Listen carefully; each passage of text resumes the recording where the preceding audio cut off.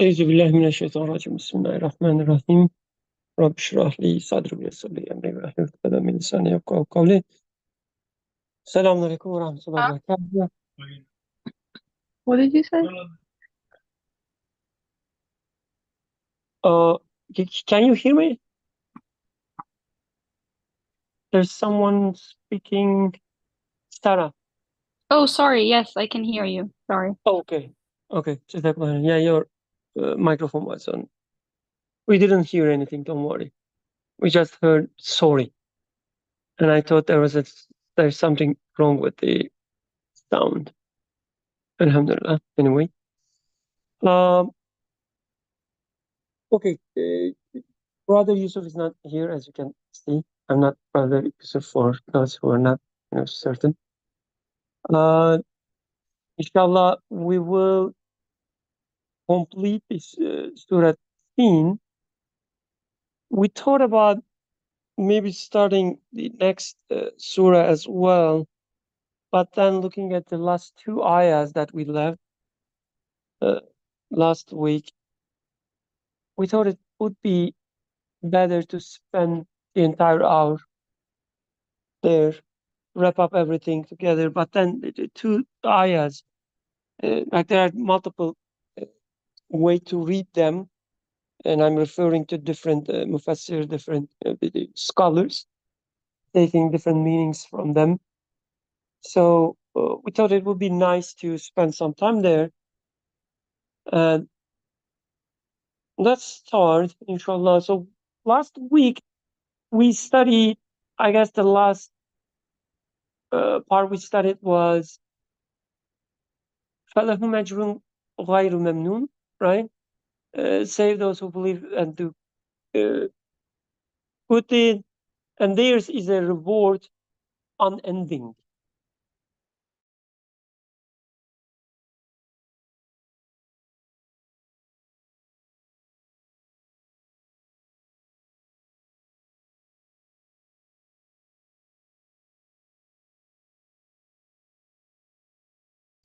Good, whatever is paying back to you.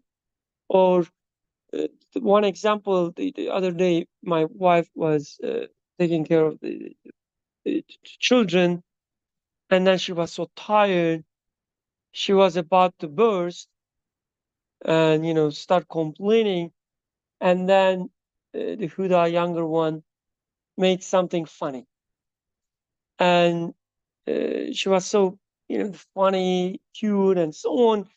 She said, at least we get this, right? In return, you get something within the action. You take care of the children and you are given this pleasure. Otherwise, I mean, think about it. You're taking care of something, doesn't need to be someone even, something, it giving you pain, tiredness, no sleep. You're still doing it. Why? How would you explain such thing? Right? Like being a mom, I'm just downplaying being father just to be humble, but just being mom seems to be so like irrational, unreasonable. Why would you do that? But in the action itself, when you do something, you get your ajr, you get your reward or payback, your fee, you get it, right? It could be a pleasure you get out of it. It could be some feelings that you cannot control, but you are satisfied with. Whatever you do, you get this satisfaction. So another example Imam Nursi gives when he talks about the animals running, for instance, a horse running, right? When you look at the horse, you see that the horse, I mean, from your perspective, enjoys running. So it is instructed to run, and within this instruction, there is also an ajr, the fee given to the animal. The animal is satisfied. So you can take it as this way as well. But of course, depending on where you are in the spectrum of belief and the good deeds, what edges, what fee, reward you get out of it will change. So if you attribute things to themselves, like you have a merciful mom, right? Or another real example, I'm sick, I'm on the sofa floor, just being fancy saying sofa. It's just what is it called? Not the pillow, but the cushion. Yes, lying on the cushion.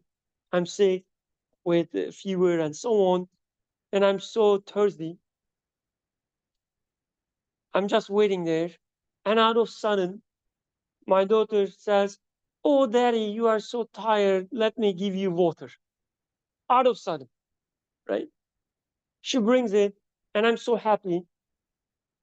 So that there are different ways that I can take it, the same experience. And I'm not, pretending like all of them, uh, traveling in my mind at the same time. So one way is you say, I didn't even say anything. So somebody must be hearing me. Somebody must know what I need. That someone who can read me, who can control my daughter, control his feelings, his ideas, and everything. And this is the outcome. When I read it this way, what happens? I'm so happy, not because I have a merciful child, because if you do that, the next moment she would start crying why I'm not playing with her. She just forgets that I'm sick, and then she brings the water and asks for something else, whatever. And it doesn't work. The merciful child equation usually doesn't hold. It only takes a few minutes. But if I say that somebody is listening, somebody hearing and knows my needs and provides, and I'm so happy, there is an unending reward in this experience. Because I know if I need something else, the same somebody would be listening to me. Even the need is not fulfilled, I will know that he's listening and he knows best for me. Right? This is the unending reward for me. What is the alternative? I say, "Oh, thank you, child." And my child is so merciful. And then I look, my wife, she's sitting next to her, and I say, she didn't even think about it, right? Even a child can look at me and see how sick, how tired I am. But when it comes to my wife, she doesn't even, think about it. Not even crossing her mind. What happened? The same experience caused me the hatred, bad feelings, uh, the anxiousness, dislike, whatever. Same experience. The way I take it, which translates in Quranic, the terminology, whether I believe or not, whether I reflect it in my deeds or not, my ajr will change. And here it says, if you are a believer, if you are reflecting it in your actions, then your ajr, your reward is unending. Then comes the next part.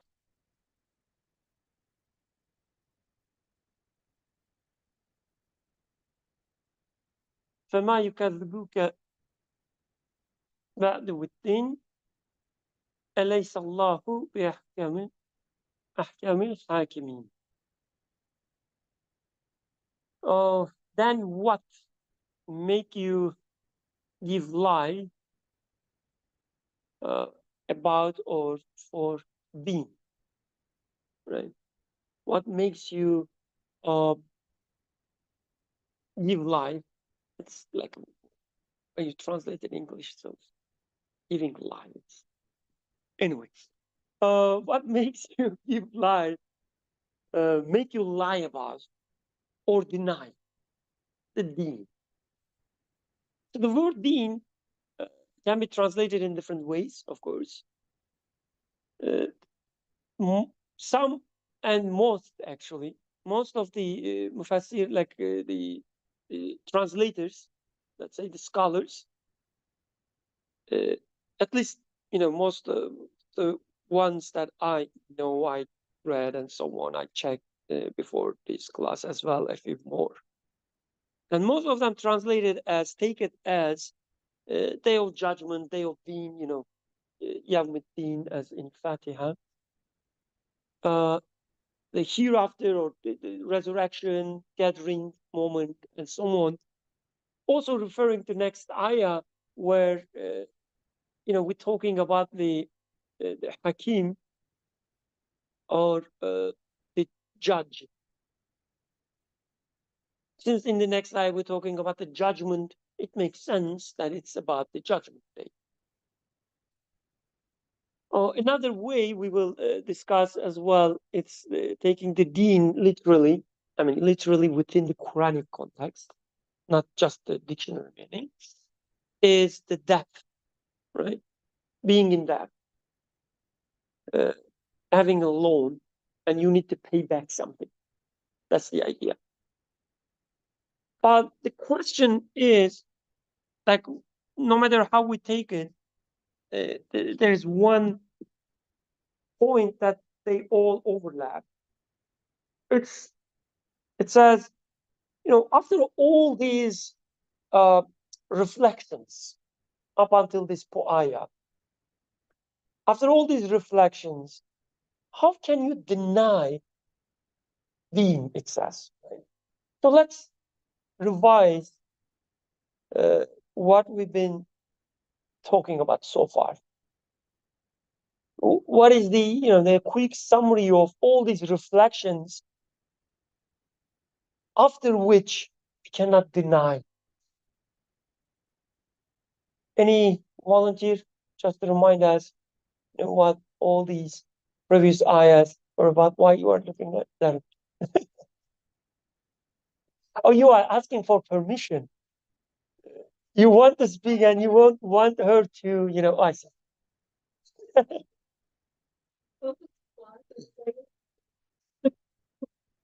Anyone? Okay, Darren.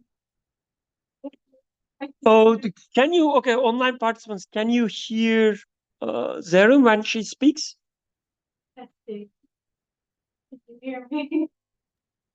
Yes. Okay. Zarar says barely. So unfortunately, yeah, if you don't mind, yeah.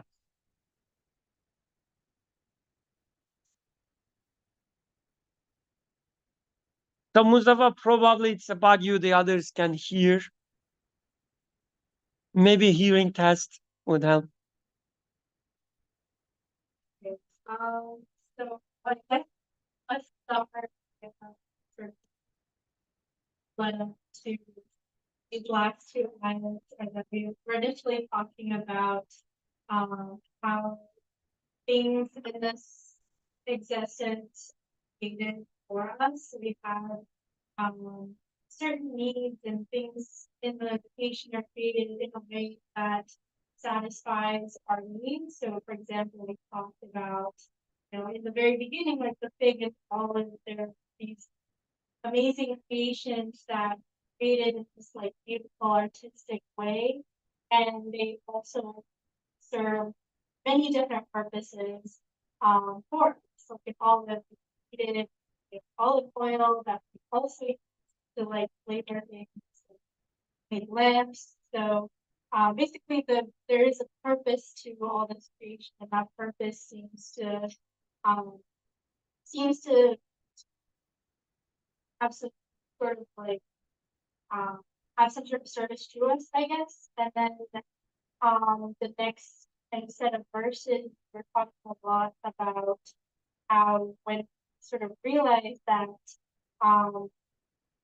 we are created with this, we sort of rise to like the best of statures or best of forms when we're aware of our neediness and that can appreciate how our creator is making things that fulfill our needs and is the one that has been taking care of us.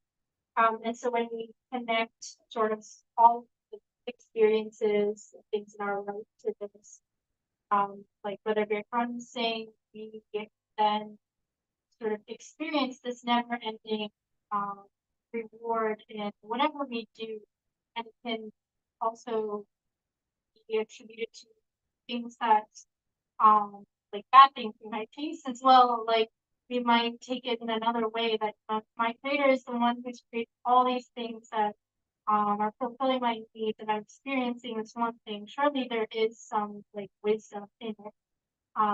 And so I think that might this up to then how do you like deny that you've been taken care of, and that things are created for with purpose for you. Okay, so let's start from there, the way Zarin summarized. From the beginning, we talked about how human beings in a perfect form, and one way to take it as we did was we are in a perfect form because we've been decorated with all these beautiful needs, endless needs, weaknesses, and desires. We have these endless needs, endless desires, and endless weakness, which kind of in contradiction, right? You need all these, but you don't have power to do any of these. But at the same time, we see that all our fundamental needs are constantly being provided. So we are in a perfect form to know that it is not us that providing all these needs. And because of this exchange, I have needs and these needs are satisfied, provided. And because I have these various needs, I can know about the various qualities, endless names of my creator. As Quran describes, the Adam was taught the names, all of them. Why? The previous ayah, when we studied the story of Adam, describes how Adam was created out of mud, hollow mud. There are some narrations where, when Adam was created out of mud and it's dried, it's hollow that there's nothing inside, it's empty, right? When Satan knocking, there's a sound out of it. Forget about the metaphor being used there and so on and so forth, doesn't matter. But the idea is human being empty, and so empty that you can feel everything. It's like a capacity, opportunity to being filled. And Quran says we feel it with our spirit, right? So with your endless needs and weakness, you have the capacity to know your creator with his all names. You are in a perfect form. Unlike any other creation, you can learn all of the names of the creator. Right? And then within this exchange, based on your state, how you take these fulfillments, your needs are fulfilled, and how you take them. Whether you attribute them to yourself, then you go to what? Lowest of the low. Or you attribute them to the right owner, and you get endless rewards. Within such a, the system, and then I asks, don't you see that you don't own anything, but you've been provided everything? You are in debt. How can you deny this? How can you give lie to that? And what kind of debt we're talking about is just returning it to the right owner, not stealing it. That's what is expected in return. It's not like, student loans. Student loans, you are in a part of the education, you get some loans, and you say that, okay, it's an education arena, so I need this support. You get your training, and what happens next? You say, thank you. Thank you for giving me this money. So see you later. You don't do that, right? And I wish it was that way. You just thank, and all your student loans are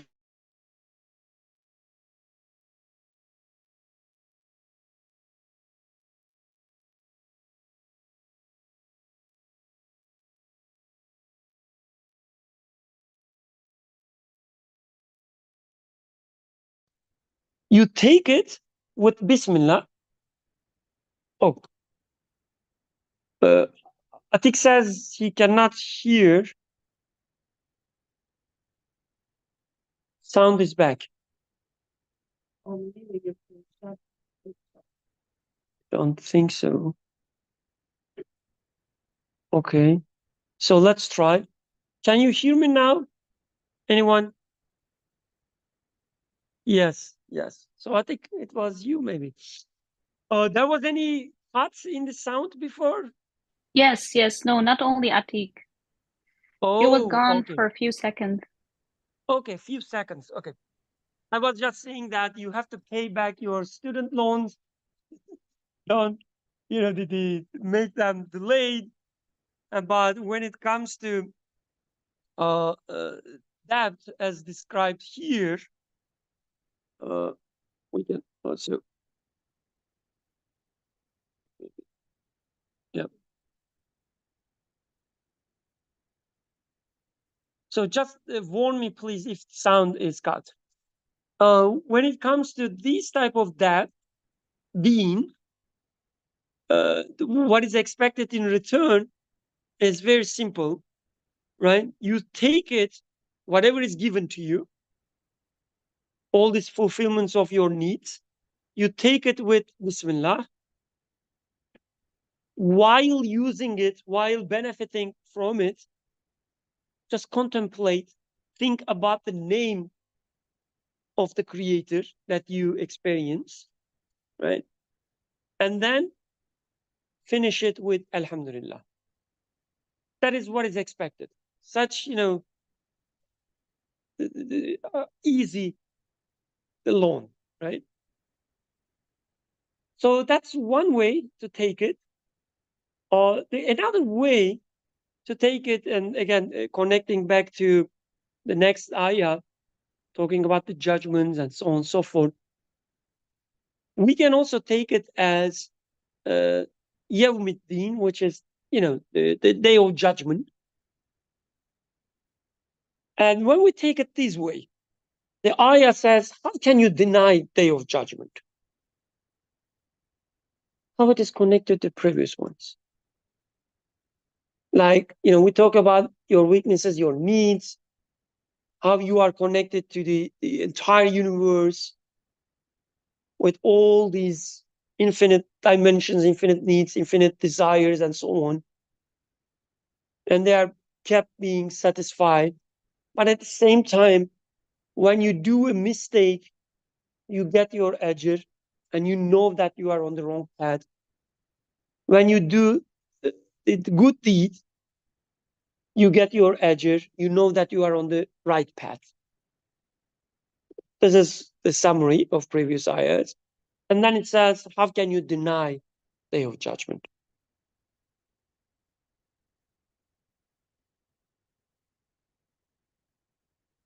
I mean, it's like, what judgment you talking about? Why day of judgment? Any ideas?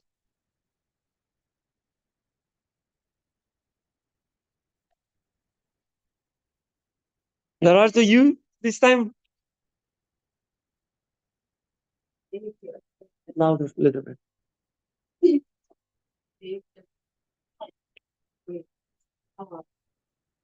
I think here one way is the actual thought that maybe most of us have when we think of being judgment, kind of this idea that there's a definite end and there's some sort of judgment that's made depending on what you've done this life.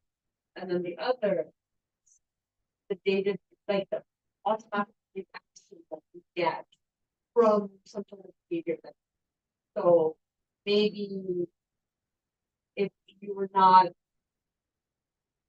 I guess, like, if you're not recognizing the true owner and the true provider of whatever you're receiving, you're in agony of the things that could bring you to the things that you affect.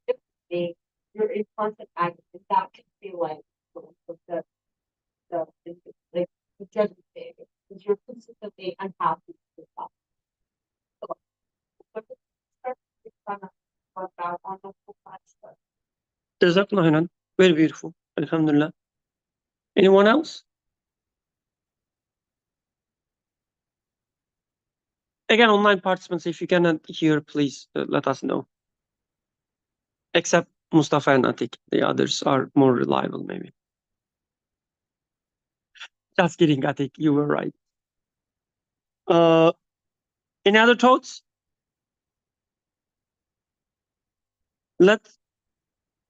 You want to say something? You don't have to. Don't feel pressured. Okay, please. Yes, go ahead. Sort of what you were saying about the previous ayat about you connect things to the eternal source or to the creator, there's a jerk of that. And if you attribute things to yourself, there's like another sort of a jerk of that as well. And so it seems like there is this sort of judgment happening continually, like Dorothy was saying, our day-to-day experiences, and I think like our conscientiousness, I guess, and also they play a factor in that. Like, you know, if we feel like something's wrong on the road, attributing things to things that don't deserve, and there might be like this like gut reaction. Vice versa, if we do it correctly and thanks back to the creator, that there's this eternal sort of happiness. Jazakallah khairan. Very beautiful. So it seems then we are living in a life where with everything we do based on our stance, there's always a judgment at the end, right? There's something that we receive. There's always a reaction to every action, let's say. We do something, and right after that, there's the akhir of that action that we do. There's always a consequence of things that we do. If I take things in a way that I deny the creator, then my ajr, my judgment, or the akhir of this idea is usually in a form that gives me pain, one way or another, stress, hellish state. So it's like the breadcrumbs of hell is put in front of me, right?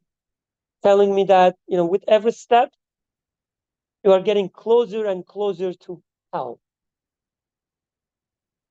On the other hand, when I attribute things to the true owner, I pay my debt, and I say that Alhamdulillah, it was given by my creator, not my daughter. I mean, of course, I thank my daughter as well when she brings me the water to teach her something, maybe, or teach myself something. But at the same time, I know that it's coming from my creator. When I take it this way, my ajr, my judgment is that, okay, you are on the right path, you feel good, and you get something out of it that you wouldn't get otherwise. And you say that, okay, this is the breadcrumb for heaven that I will follow. The breadcrumbs, everyone gets the reference, right? The Hansel, Gretel, okay. It's a kid's story. They put breadcrumbs on the path to find their way back. It's like the yellow stones, O's. No, okay, sorry. Somebody wanted to say something. Oh, yeah. So in that moment, let's say it's think of an example where you, by recognizing that maybe it's coming from not, let's say you attribute, but there's still recognition that not really like you don't like everything the owner gives you. You can still acknowledge it and be like, Exactly, yeah. then it still feels like a judgment. It's my definition of a judgment. And I'm still feeling like it's my judgment. You think like, no, you'll feel that like you won't feel like you're in the wrong path with that leadership. Like, am I deceiving myself by thinking like, yeah, I did attribute to you? No, because not. The consequences show me I'm not. Like it's like No, that's a very, very beautiful point. So, like when we talk about such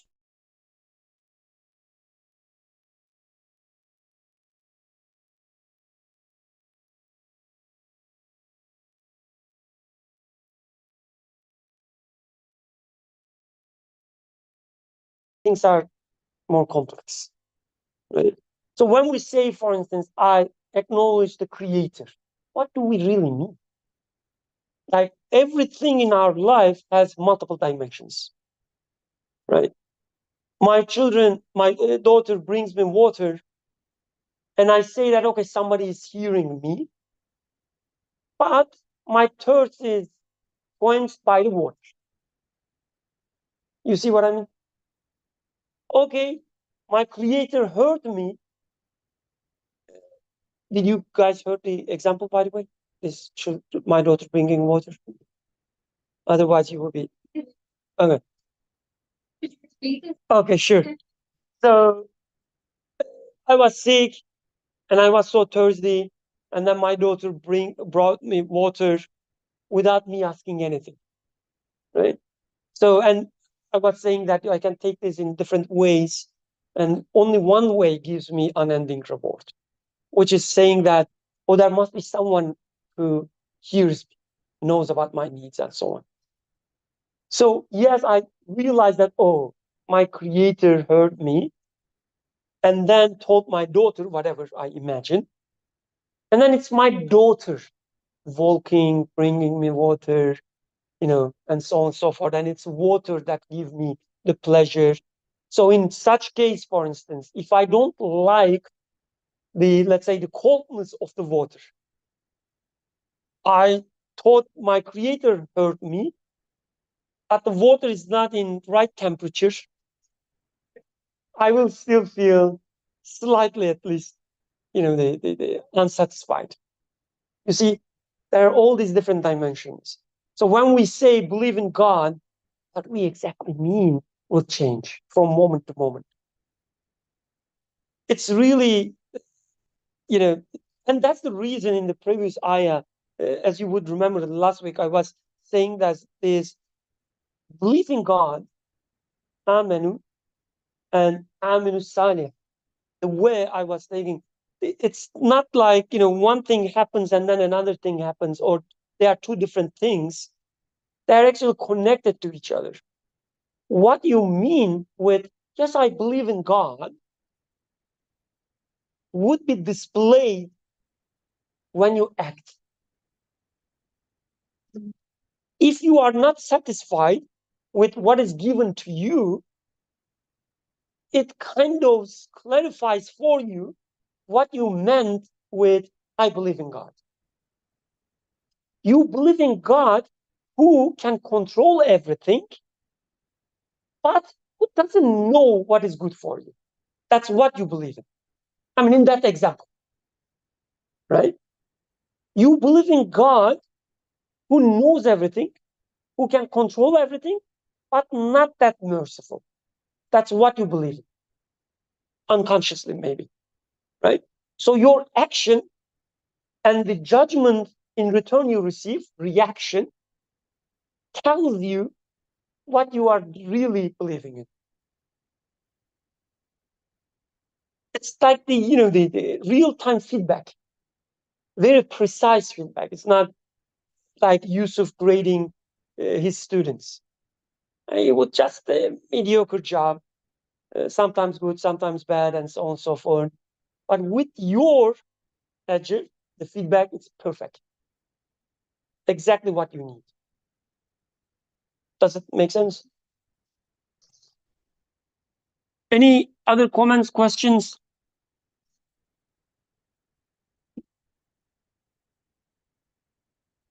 Okay, then I guess it's getting clearer why we are talking about the judgment. Because it seems all our life is designed in a way that within these feedback loops, that we do something, we get we get reward in return, or warning, something in return, right? We have all these needs which are satisfied, kept, like we've been kept given something to learn, to practice, right? We are never left alone.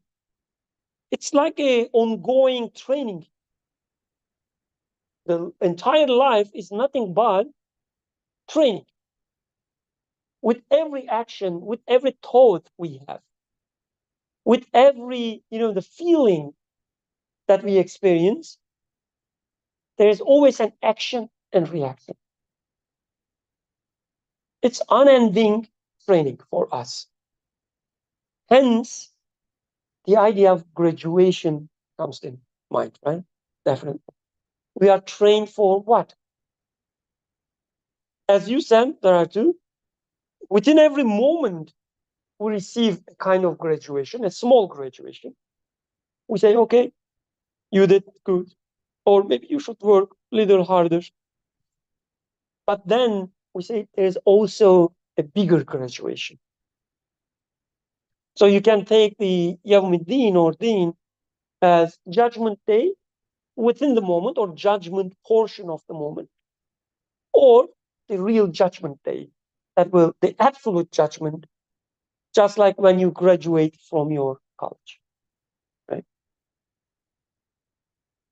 I think it really makes sense to me too, because you're consistently getting feedback that you hopefully input. So there's plenty of opportunities to fix errors, like encounter, but then like graduation requires, then it's kind of too late, right? Like you should have kind of worked for Exactly. And this is how Quran describes, right? When, for instance, they talk about the Fir'aun. It was too late for him. It was the graduation day. He didn't study at all. He didn't, attend any quizzes, any exams, nothing. Didn't listen any classes. But then says, oh yeah, I accept that I'm a student. It's a graduation day. Like, you are too late. Obviously, what you mean when you say, oh, I'm a student, you didn't get it. The word student doesn't mean anything to you. It's obvious. Also, it is being said, that you should die as a Muslim at the last moment. Or when the narrations about the last day, the Qiyamah, they also have this notion that when you see the sun rises from west and sets in east, it's too late for any, the progress, because it's the graduation day. You denied, you gave lie to the entire education. You said, no, there's no education, there's no such thing. I don't receive any ajr. I'm not a student. I'm not learning anything. I'm not enjoying, experiencing, observing anything. And then comes the graduation day and say, oh, okay, I failed. But even in that, there's mercy, right? Because no training is there for failing students. And in nowhere in the world, probably, I'm just guessing, maybe in Pakistan, I'm not sure, they would open a school to fail you. There's no such thing, right? The same way, even with the judgment day, even with the hell, it's not to fail you, it's not to punish you. If this is what you need to be cleansed, you will get this. Like when you look at the Quranic descriptions of the people of hell, you will never see any, the indication of denial. Like they wouldn't say, I didn't deserve that. Where am I? I don't understand. They wouldn't say such things. All descriptions in Quran, in what forms, in what ways? I wish, right? I was hanging out with wrong people. I was following wrong, the idols and so on and so forth. They are, quote unquote, content with their situation. Quote unquote. Like they say, okay, this is what I need. This is my reality. Of course, they don't enjoy it. We won't enjoy it, but we will know that this is what I deserve. This is what I need. Those people. Those people. That's a great point. Like we mentioned this before, but it's a so huge mercy of Quran, our Creator, when talking about us. We know that it's talking about us, but make it as narrates it in the form of external entities, external people. Those people. Otherwise, I cannot take it, right? I wouldn't like. I would just be destroyed. Wouldn't able to do anything. Correct myself, for instance, right? Those people. Deep inside, I know that it's talking about me. But such a merciful, the explanation. It's like, you do something bad, and your merciful father starts telling you a story. Someone who broke the window, but they denied it, and so on and so forth. You know that it's you because you broke something a few minutes ago, but it's a story about a bad kid, not you, right? So merciful. Even with this, the Satan and so on, we know that deep inside that it's talking about an aspect of me, but it's externalized. But there is this guy who called Satan, who's doing all these terrible things, not you. Such merciful narrations. Alhamdulillah. Okay, let's finish with the last ayah.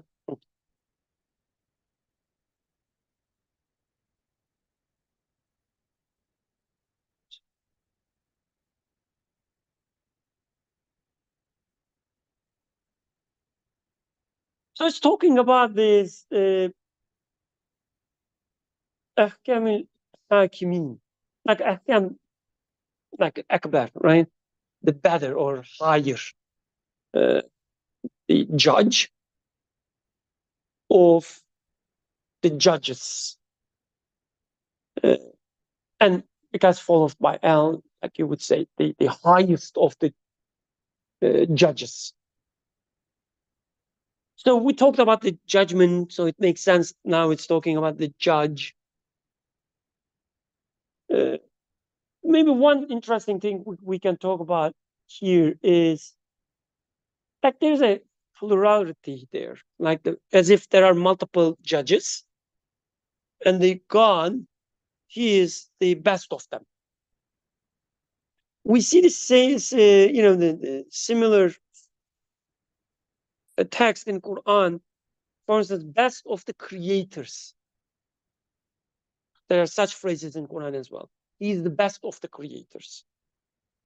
As if there are multiple creators.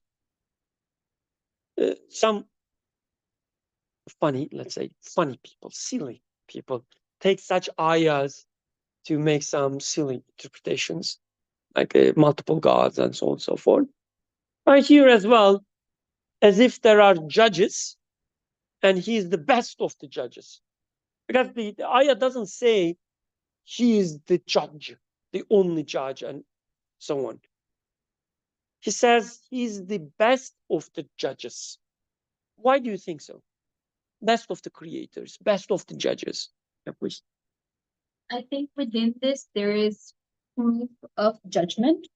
So we can see like like in olden times there were qazis, now we have like the Supreme Court judge. So there is this system that we see, which is our proof that judgment exists. And then because he is the creator of that system of judgment and those judges, he has to be best, like much, much better.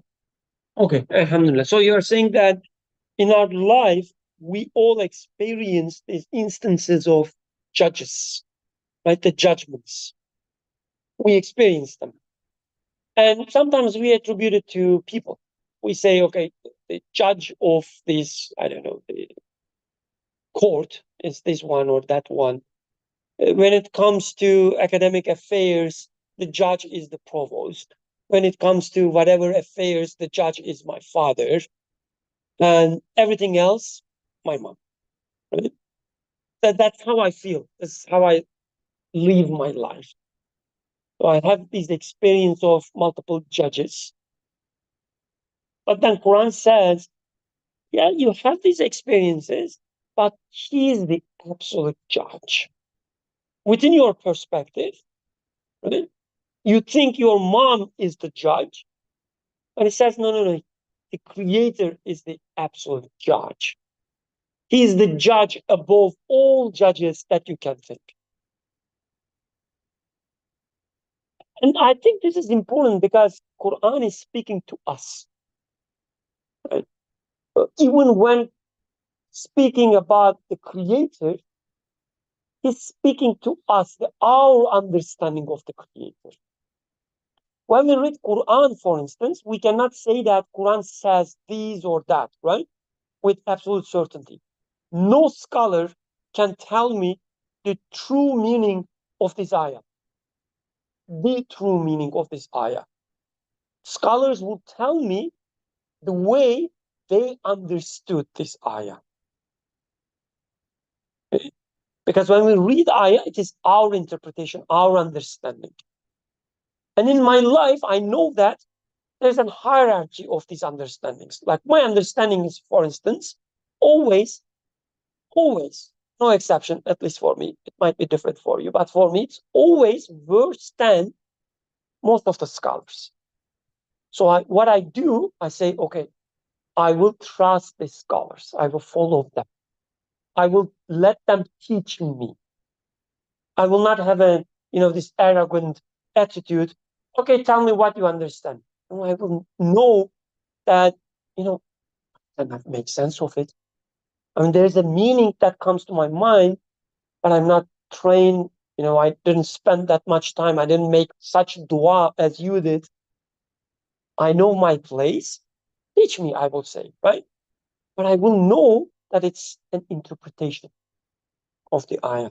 Why? Because the speech of the creator cannot be bounded. It has infinitely many, the layers of understanding. So I look at this ayah or previous ayahs, okay, and it gives me a sense of judgment. The previous ayah says, how can you deny judgment? And I say, yes, I don't deny judgment. There is a judge, and I will be judged. That's the conclusion I reached. And this new ayah, the last ayah says, whatever you understood from this judgment, Creator is better than. You think you understood? You understand this, the idea of judgment? But the actual judgment is higher than that. There is always a place for progression for you to understand these ayahs. Going back to your example, you say, I believe in God, but God is Akbar. God is higher, better than what you understood. You think you understand God, you think you believe in God, but then the next time you pray, you say, Allahu Akbar. Whatever I understood so far, the God, Allah, is better. Whatever you understood as judgment, Hakim, the God is, the Allah is Ahkam, higher than that. It's always talking to us. Our understanding, our interpretation, our experience, and saying that the actual judge is the absolute judge. That you cannot say that, okay, now I comprehend. This will be always further.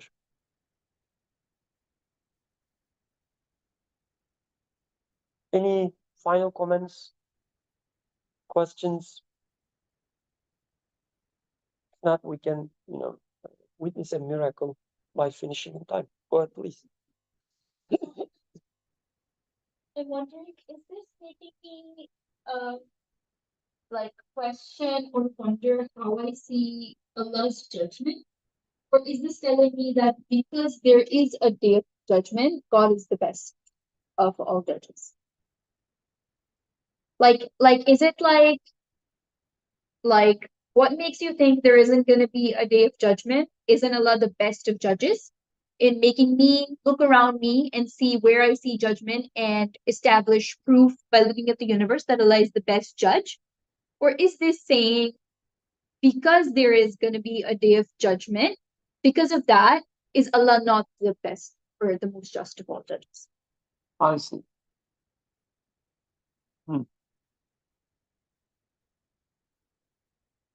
I don't have a clear answer to that, which is good. It means, the room for the first part is kind of, I guess, easier to navigate, right? What you said. In my life, I see all these the instances, the experience, the judgment with every action, and so on and so forth. And I conclude that there must be a day of judgment, right? Because sometimes I don't see the judgment taking place right away. Right? And I say that then, okay, there must be another moment that I will see the judgment, the day of judgment. There must be a day of judgment. That part, I guess, easy to navigate. And the second part also makes sense. Like if there's day of judgment, that everyone, everything, even those that I took as judges in my life will be judged, then I conclude that the Creator must be the absolute judge.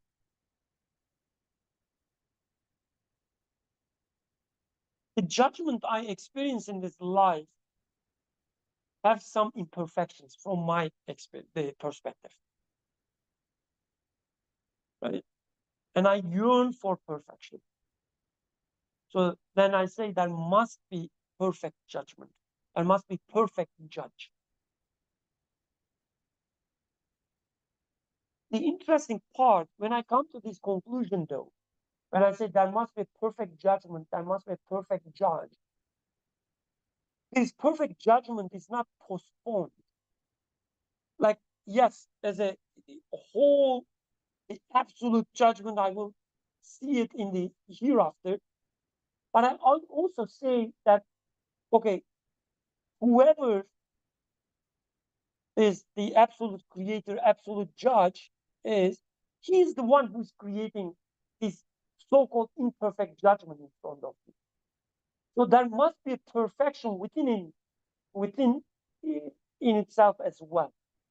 I don't see it right now, but there must be perfection in this the partial judgment as well in this life. So then I start studying it, and I say that, okay, it makes sense that I don't have what I need here. It is wise that my creator didn't give it to me. But anyway, any final remarks? If none, let's say we concluded the Surah 10. Inshallah, next week we can start with the new one. سبحانك لا علم لنا علمتنا إنك أنت العليم الحكيم وآخر دعوانا أن الحمد لله رب العالمين. الفاتحة.